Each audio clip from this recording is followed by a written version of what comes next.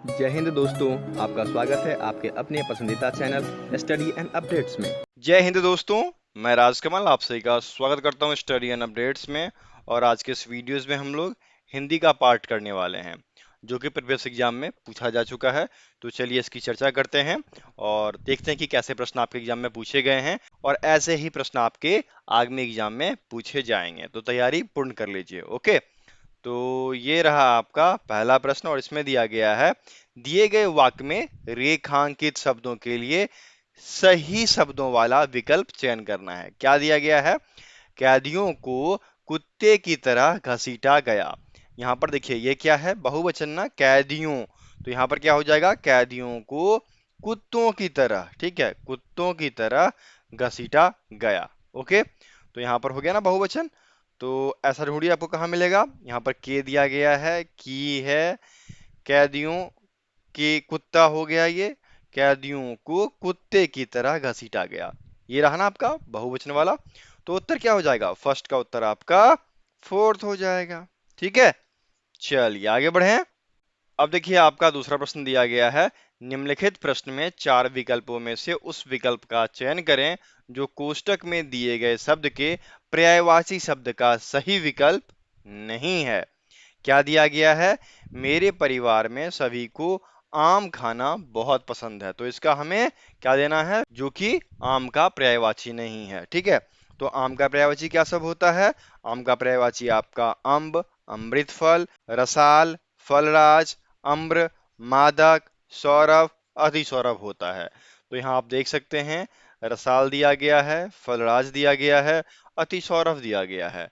अंकुशी जो कि आम का पर्यायवाची नहीं होता है, वही यहाँ पर रिक्त स्थान में आएगा। ठीक है, और अंकुशी का मतलब क्या होता है? अंकुशी का मतलब होता है स्वपोषक। स्वपोषक जो अपना पोषण खुद करता है वो कहलाता है अंकुशी। ठीक है, और अंकुशी जो है अधिकतर लड़कियों का नाम होता है। ओके, तो उत्तर क्या हो जाएगा, उत्तर आपका सेकेंड का थर्ड हो जाएगा। दोस्तों देखिए कोई भी दिक्कत हो तो आप हमें व्हाट्सअप कर लीजिएगा। हमारा व्हाट्सअप नंबर है 7979946092।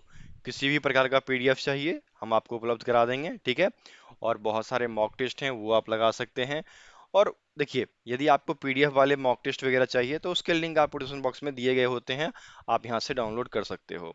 ठीक है, यदि आपने ये पढ़ लिया तो आप आगामी सभी एग्जाम के लिए तैयार हो जाओगे, क्योंकि अभी क्या है, ये लेटेस्ट का है। ठीक है, 2024 में जो एग्जाम हुए हैं उनके प्रश्न मैं आपको करवा रहा हूँ। तो ये प्रश्न सबसे लेटेस्ट है और ऐसे ही प्रश्न आगामी एग्जाम में पूछे जाएंगे, तो पूर्णतया तैयारी कर लीजिए। ठीक है, चलिए आगे बढ़े। अब तीसरा आपको दिया गया है, वाक्य में उचित देशज विदेशज शब्द का चयन करके रिक्त स्थान की पूर्ति कीजिए। क्या दिया गया है, वाह तुम तो बहुत बड़े डैश बन गए हो। देखिए यहाँ पर क्या होगा, तुम तो बहुत बड़े, ये देसी हो गया तो यहाँ पर विदेशज भरना है। यहाँ पर दिया गया है थिएटर, अफसर, नीलाम, लालटेन। तो इन सभी में अफसर जो है वह इंग्लिश से लिया गया है। ठीक है, ऑफिसर से अफसर बना था, तो ये आपका विदेशज शब्द है जो कि इंग्लिश भाषा से आई है। ठीक है, तो उत्तर क्या हो जाएगा, उत्तर आपका थर्ड का सेकेंड हो जाएगा। ओके, यहाँ पर क्या हो जाएगा, वाह तुम तो बहुत बड़े डैश बन गए, अफसर बन गए। ठीक है, जो कि एक विदेशज शब्द है। ओके, आगे बढ़ें। अब चौथा आपका दिया गया है, दिए गए वाक्य में तत्सम शब्द का चयन करके रिक्त स्थान की पूर्ति करें। क्या दिया गया है, भिखारी को डैश दे दो। तो भिखारी को क्या देते हैं हम लोग, भिक्षा देते हैं ना, और भिक्षा क्या है, एक तत्सम शब्द है, संस्कृत के मूल शब्द हैं, इसलिए उत्तर क्या हो जाएगा, फोर का उत्तर आपका थर्ड हो जाएगा। तत्सम शब्द कैसे होते हैं, संस्कृत के मूल शब्द जो होते हैं वो तत्सम शब्द कहलाते हैं। ठीक है, समझ गए, आगे बढ़ें। अब देखिए आपका अगला प्रश्न दिया गया है पांचवा, निम्नलिखित प्रश्नों में दिए गए चार विकल्पों में से उस विकल्प का चयन करें जो दिए गए मुहावरे के अर्थ को सर्वश्रेष्ठ रूप से व्यक्त करता हो। क्या दिया गया है, कहा सुनी होना। कहा सुनी होना यह एक मुहावरा है और इसका मतलब होता है लड़ाई हो जाना या वाद विवाद हो जाना, जो कि अक्सर पति पत्नी में होता रहता है। कहा सुनी होती रहती है उनकी, वाद विवाद होती है फिर खत्म हो जाती है। तो उत्तर क्या हो जाएगा, फाइव का उत्तर आपका थर्ड हो जाएगा। ठीक है, चलिए आगे बढ़ें। अब अगला प्रश्न आपको छठा दिया गया है, निम्नलिखित प्रश्नों में चार विकल्पों में से उस विकल्प का चयन करें जो कोष्टक में दिए गए शब्द के विलोम शब्द का सही विकल्प है। क्या दिया गया है? सफर के दौरान हमने देखा कि फलों से अवनत डालियां धरती को चूम रही हैं। अवनत और उन्नत, ठीक है। अवनत का विलोम क्या होता है? उन्नत। अवनत मतलब क्या होता है? गिरा हुआ, झुका हुआ, और उन्नत मतलब उठा हुआ, ठीक है, ऊपर की ओर उठी हुई। तो सफर के दौरान हमने देखा कि फलों से उन्नत, ठीक है, उन्नत डालियां धरती को चूम रही हैं। तो उत्तर क्या हो गया? छठा का उत्तर आपका फोर्थ हो जाएगा, ठीक है। तो इस प्रकार से आपको इन सभी प्रश्नों का उत्तर देना है। कहीं विलोम शब्द हैं, कहीं पर्यायवाची शब्द हैं, कहीं रिक्त स्थान हैं, कहीं तत्सम शब्द हैं, ठीक है। यही सारे चीज आपके एग्जाम में पूछे जाएंगे। आप इसकी तैयारी पूर्ण रखें। ओके, चलिए आगे बढ़ाते हैं। सातवां आपका दिया गया है, निम्नलिखित प्रश्नों में दिए गए चार विकल्पों में से उस विकल्प का चयन करें जो दिए गए मुहावरे के अर्थ का सर्वश्रेष्ठ रूप से व्यक्त करता है। क्या दिया गया है? तंग हाल होना। जब आर्थिक तंगी आपको आती है, पैसे खत्म हो जाते हैं, तब हम क्या कहते हैं कि आजकल मेरा तंग हाल है, ठीक है। तंग हाल होना मतलब आर्थिक तंगी होना, पैसे खत्म हो जाने, ठीक है। तो सेवन का उत्तर क्या हो जाएगा? सेवन का उत्तर आपका थर्ड हो जाएगा। ओके, कोई भी दिक्कत हो हमें व्हाट्सअप करें। हमारा व्हाट्सअप नंबर है 7979946092, ठीक है। चलिए आगे बढ़ें अब। आठवां आपका दिया गया है, निम्नलिखित प्रश्न में चार विकल्पों में से उस विकल्प का चयन करें जो कोष्टक में दिए गए शब्द के पर्यायवाची शब्द का सही विकल्प है। यहाँ पर क्या दिया गया है? आज की सभा में सिर्फ कुछ ही लोग इकट्ठा हुए थे। अब यहाँ पर क्या है? इस इकट्ठा की जगह हमें कोई दूसरा पर्यायवाची देना है। तो इकट्ठा का पर्यायवाची क्या सब होता है? पहला होता है संग्रहित, दूसरा एकत्र, फिर संयुक्त, समवेत, संकलित, संचित, समन्वित, ठीक है। तो ये सभी होते हैं। इन सभी में आप देखना समवेत दिया गया है जो कि थर्ड में है, ठीक है। तो उत्तर क्या हो जाएगा? एट का, एट का उत्तर आपका थर्ड हो जाएगा, ठीक है। चलिए आगे बढ़ें। अब देखिए आपका नौमा क्या दिया गया है, निम्नलिखित प्रश्न में चार विकल्पों में से उस विकल्प का चयन करें जो रिक्त स्थान के लिए सही भाववाचक संज्ञा वाला विकल्प हो। क्या दिया गया है? किसी ने सच ही कहा है कि जिसे डैश आता है वही माता के दर्शन के लिए जा पाता है। तो क्या सुना आपने कि जिसका बुलावा आता है वही माता के दरबार जाता है। तो बुलावा ढूंढिए ना, बुलावा, है ना। ये आपके थर्ड में दिया गया है। तो उत्तर क्या हो जाएगा आपका? उत्तर आपका नाइन का थर्ड हो जाएगा, ठीक है। चलिए आगे बढ़ें। अब देखिए आपका दसवां दिया गया है, दिए गए वाक्य में रेखांकित शब्द का विलोम शब्द ज्ञात कीजिए। क्या दिया गया है? कृष्ण जी को उनके रंग के कारण श्याम भी कहते हैं। अब श्याम कहने की वजह क्या है? उनका रंग कैसा था? श्यामा था, ठीक है। तो उनको क्या कहा गया? सांवले रंग वाले को श्याम कहा गया। तो सांवला का क्या उल्टा क्या हो जाएगा? सांवला का उल्टा श्वेत हो जाएगा। सफेद रंग है ना, तो उत्तर क्या हो गया? 10 का उत्तर आपका फर्स्ट हो जाएगा, ठीक है। चलिए आगे बढ़े अब। 11 आपको दिया गया है, निम्नलिखित प्रश्न में चार विकल्पों में से उस विकल्प का चयन करें जो रिक्त स्थान के लिए सही शब्द वाला विकल्प हो। क्या दिया गया है? आज वही देश सबसे डैश है जिसके पास ज्ञान की अद्भुत शक्ति है। तो देखिए, जिस देश के पास अद्भुत ज्ञान की शक्ति है वही देश आज कामयाब है, वरना सारे पिछड़े हैं, हारे हुए हैं, ठीक है। तो उत्तर क्या हो जाएगा? यहाँ पर उत्तर आपका 11 का फोर हो जाएगा, कामयाब। Okay, fourth. चलिए आगे बढ़ें। 12 आपका दिया गया है, दिए गए विकल्पों में से शुद्ध वर्तनी वाले विकल्प का चयन करें। क्या दिया गया है? मेरी प्रार्थना स्वीकारें। ये तो बिल्कुल सही है, इसमें कोई त्रुटि नहीं है। दूसरा दिया गया है, आग लगने का कारक। मतलब यहाँ पर देखिए उलट पुलट है। यहाँ पर क्या होना चाहिए? आग लगने से या आग लगने के कारण सब नष्ट हो गया, ठीक है। तो यहाँ पर यह त्रुटिपूर्ण हो गया।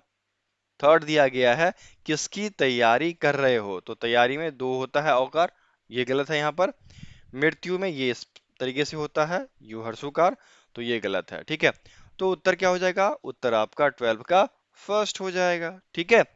यहाँ पर आपको वर्तनी का ज्ञान पूछ दिया, ठीक है। इस प्रकार से आप देखिए कि किस किस प्रकार के प्रश्न पूछे जा रहे हैं आजकल के एग्जाम में, वही अगले एग्जाम में आएंगे। आपको यही ध्यान रखना है, ठीक है। चलिए आगे बढ़ें। अब देखिए 13वां आपका दिया गया है, निम्नलिखित वाक्य में उस वाक्यांश को पहचानिए जिसमें मात्राओं से संबंधित अशुद्धियां हैं। यदि कोई गलती नहीं है तो कोई त्रुटि नहीं है का चुनाव करें। क्या दिया गया है? होली पर हमें अप्राकृतिक रंगों से त्योहार को नहीं मनाना चाहिए, बल्कि प्राकृतिक फूलों के रंग से अबीर से अबीर से होली खेलनी चाहिए। तो ये त्रुटिपूर्ण हो गया ना, ये वाला आपको ढूंढना पड़ेगा। अबीर से होगा, अबीर से होली खेलनी चाहिए, ये त्रुटिपूर्ण है, इसलिए 13 का उत्तर सेकेंड हो जाएगा। ठीक है, समझ गए? चलिए आगे बढ़ते हैं। अब आपका प्रश्न 14 क्या दिया गया है, इसे देख लीजिए। 14 में है आपका कि दिए गए वाक्य का वह भाग ज्ञात करें जिसमें कोई त्रुटि है। क्या दिया गया है? विद्वानों के बीच बोलने का उत्साह भला कौन ही करेगा। तो देखिए, विद्वानों के बीच वही बोलेगा जो बुद्धिमान है। यहाँ पर उत्साह नहीं होना चाहिए, क्या होना चाहिए? विद्वानों के बीच बोलने का साहस भला कौन ही करेगा। ठीक है, यहाँ पर क्या हो जाएगा? विद्वानों के बीच बोलने का उत्साह की जगह साहस भला कौन ही करेगा। ठीक है, तो उत्तर क्या हो गया? 14 का उत्तर आपका फोर्थ हो जाएगा। ठीक है ना? चलिए आगे बढ़ें। अब देखिए 15 आपका दिया गया है, दिए गए वाक्य में रेखांकित शब्दों के लिए सही शब्द वाले विकल्प का चयन करें। क्या दिया गया है? जो परिश्रम करते हैं वे सफल होते हैं, वह की जगह वे होगा। ठीक है, जो परिश्रम करते हैं जो सफल होते हैं, जो परिश्रम करते हैं वह सफल होते हैं, जो परिश्रम करते हैं वैसा सफल होते हैं, जो परिश्रम करते हैं वे सफल होते हैं। ये फोर्थ वाला जो है बिल्कुल शुद्ध है, इसलिए 15 का उत्तर फोर्थ हो जाएगा। ठीक है, आपने देख लिया ना कैसे कैसे प्रश्न पूछे गए हैं। अब आपके जो प्रश्न आगे आ रहे हैं वो गद्यांश से हैं। हमें क्या करना है कि गद्यांश में पूछे गए सभी प्रश्न का उत्तर देना है। ठीक है, तो ये रहा आपका गद्यांश, और गद्यांश में कहा गया है इतिहास साक्षी है कि किसी राष्ट्र का गौरव तभी डैश रहता है जब वे स्वाभिमान और बलिदान की परंपराओं को अगली पीढ़ी को भी सिखाते हैं। ठीक है, तो यहाँ पर क्या हो जाएगा?